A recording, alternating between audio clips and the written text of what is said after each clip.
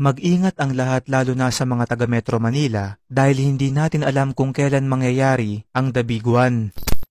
Mga kaibigan, dahil sa nangyaring malakas na lindol sa Cebu, ayon sa mga eksperto ay hindi raw imposible na baka mangyari na ang tinatawag na The Big One na inaasahang higit na may mas malakas na impact. Ipinangangamba ng karamihan ang tuluyang paggalaw ng West Valley Fault, isang aktibong fault line na may habang 100 kilometers na dadaanan ang mga lungsod sa Metro Manila tulad ng Quezon City, Marikina, Pasig, Makati, Taguig at Muntinlupa. Kabilang rin dito ang ilang mga karatig probinsya sa Metro Manila gaya ng Rizal, Laguna at Cavite. Ayon mismo sa PHIVOLCS at ilang pag-aaral patungkol dito, ay posibleng may lakas na 7.2 magnitude na lindol yung The Big One. At kahit na ang West Valley Fault ay iba sa fault line na nagdulot ng lindol sa Cebu, na tinatawag namang Bogo Bay Fault kung saan natagpuan naman ang ilang pressure mound sa Sitio Looc, Barangay Nailon, Bogo City, ay ikinokonekta pa rin ito ng ilang mga netizens na baka raw ang pangyayaring ito ang siyang mag-trigger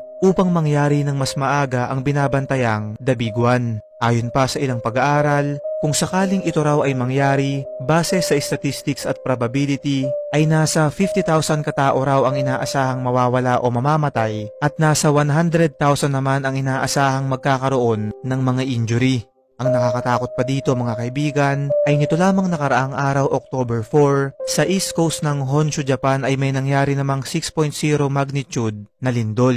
Sigurado ako na marami pa rin ang magsasabi dyan na ang bagay na to ay normal dahil ang Pilipinas ay kabilang sa Pacific Ring of Fire kung saan nangyayari ang 90% ng mga lindol at volcanic eruption sa buong mundo, ay sa kabilang banda, hindi natin maitatanggi na ito ay isang malaking pagbabago sa ating bansa lalo pat ang Central Cebu Fault System o CCFS na matatagpuan sa gitna ng Cebu Island na hindi rin kalayuan sa Bogo Bay Fault ay hindi na aktibo sa loob ng mahigit 400 taon kaya ang nangyaring trahedyang ito dun sa probinsya ay hindi talaga inaasahan. Dahil dito ay lumalabas ang ilang mga teorya at palaisipan kung ang mga bagay nga raw ba na ito ay konektado sa isa't isa na di kalaunan ay maaaring magresulta sa mas malaking pinsala. Ikaw kaibigan, ano ang masasabi mo sa bagay na to?